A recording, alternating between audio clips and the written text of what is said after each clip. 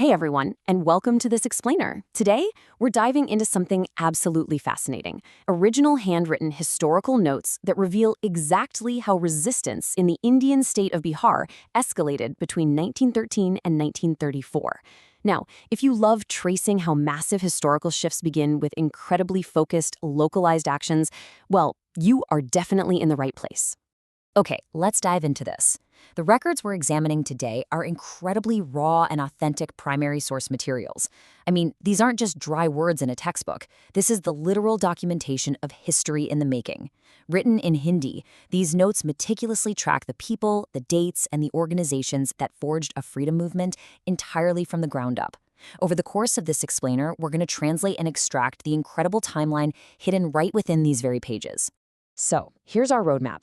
We're going to hit 4 main stops. First up, Champaran and peasant triumphs. Second, Bihar's revolutionary youth groups. Then, nationalist education and press. And finally, the rise of socialism. Let's get right into it. Starting off with Section 1, Champaran and peasant triumphs. Our source notes actually pinpoint a super critical timeline for the Champaran Satyagraha. It officially kicks off on June 10, 1917. This is when Lieutenant Governor Edward Gate summons Mahatma Gandhi. But Gandhi wasn't just there to have a chat. He was integrated into the newly formed Champaran Agrarian Committee as a working member. Just think about the irony of that for a second. You have the colonial government integrating an activist directly into policymaking. They essentially invited the architect of their own system's demise right to the table. And honestly, it worked rapidly. Less than a year later, on March 4, 1918, the Champaran Agrarian Act was officially passed.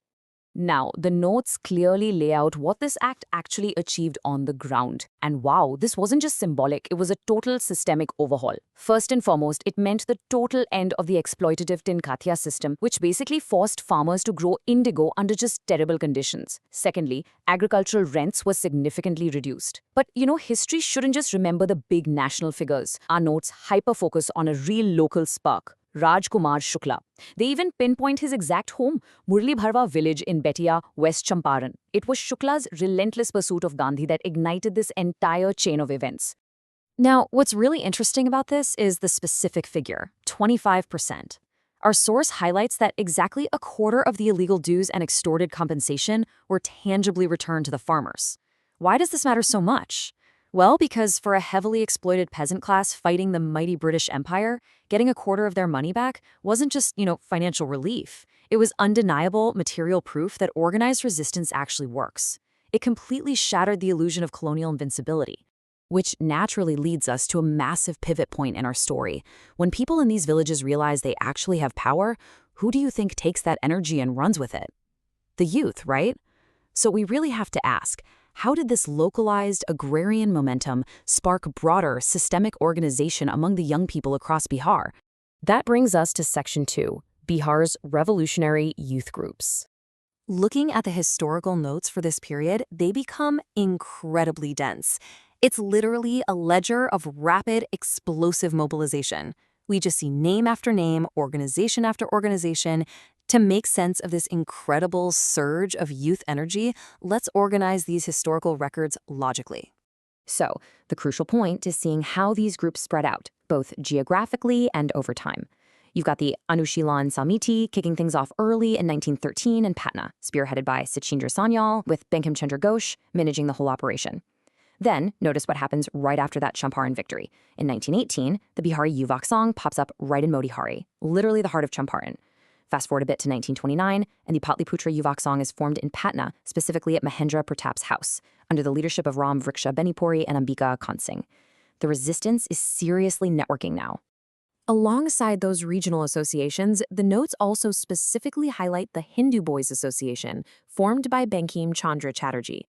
It's just another really vital piece of the puzzle, showing how different cultural and demographic groups were actively creating these safe spaces for youth unity and political awakening. And all these scattered groups, they didn't just stay scattered. They began to coalesce into a massive, unified force. The notes highlight a huge milestone. In 1921, the Bihar Students' Congress held its 16th session in Hazaribagh. This proves that by the early 1920s, student mobilization wasn't just a scattering of local after-school clubs anymore. It was a formalized, statewide Congress completely capable of organizing large-scale sessions. But here's the huge challenge they faced.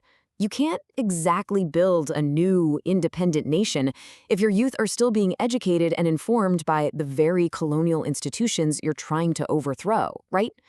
So, how did this increasingly mobilized youth bypass those deeply entrenched British systems? Let's find out in Section 3, Nationalist Education and Press. Delving into this part of our primary source notes reveals something truly extraordinary. What's documented here is basically the blueprint for parallel Indian institutions. The folks writing these notes clearly understood that achieving true independence required establishing indigenous colleges and fully independent newspapers. Let's look at the foundational dates they managed to capture. Let's move to and see how this builds, because the timeline is just a perfect illustration of cause and effect. In August 1920, the non-cooperation movement begins in Bihar. By December 1920, the Indian National Congress officially passes the non-cooperation resolution down in Nagpur. So what is the immediate, tangible result of this non-cooperation?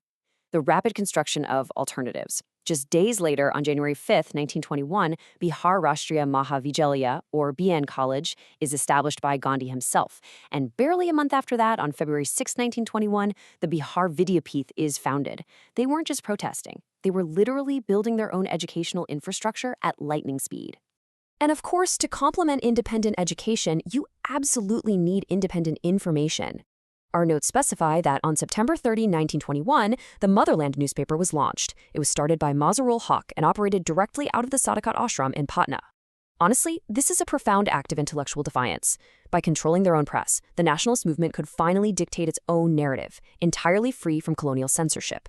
So we are now looking at a Bihar that has won real agrarian victories, mobilized a massive network of youth, and set up its own independent education and media.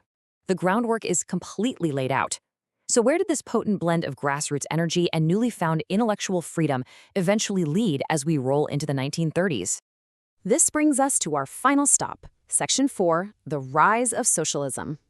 And this brilliantly illustrates the final evolution captured in the notes, a direct leap from a state-level initiative to a full-on national powerhouse. In 1931, the Bihar Socialist Party is founded, directed by the legendary Jayaprakash Narayan. It's a localized, state-level formation. But look at how quickly it scales up. By May 1934, literally just 3 years later, this localized momentum expands into the All India Congress Socialist Party, a completely national-level organization. To truly appreciate this shift, let's look at the specific architects of that 1931 state party exactly as recorded in the handwritten notes. Directed by Jayaprakash Narayan, the founding members include Gangasharan Sinha, Pulin Prasad Srivastava, and Ramnandan Mishra. But I really want you to notice one name in particular on here, Ram Vriksha Binipuri. Remember him? We literally just talked about him leading the Patliputra Yuvak song back in 1929. This proves, beyond a shadow of a doubt, exactly how the young, fired-up youth leaders of the 1920s matured directly into the formal political architects of the 1930s. By the time we hit May 1934, the movement has entirely outgrown the borders of Bihar. The notes confirm the establishment of the All India Congress Socialist Party at the national level. Jayaprakash Narayan is still at the absolute forefront, but now his influence is scaling nationally alongside prominent figures like Minu Masani and S.M. Joshi. The localized resistance has officially birthed a nationwide ideological movement. It is just incredible to trace this line. We started with a local farmer named Raj Kumar Shukla fighting for fair rent in a single village in 1917, and we ended up with a massive, sophisticated national political party in 1934. It is an absolute masterclass in how grassroots momentum scales into systemic change. So as we wrap up this explainer, I really want to leave you with a final provocative thought to consider. If a single village victory in 1917 can literally forge a national political movement by 1934, what localized, seemingly small actions happening around us right now hold the seeds of tomorrow's history? Thank you so much for joining me to decode these remarkable historical notes. Stay curious, keep learning, and I'll catch you in the next explainer.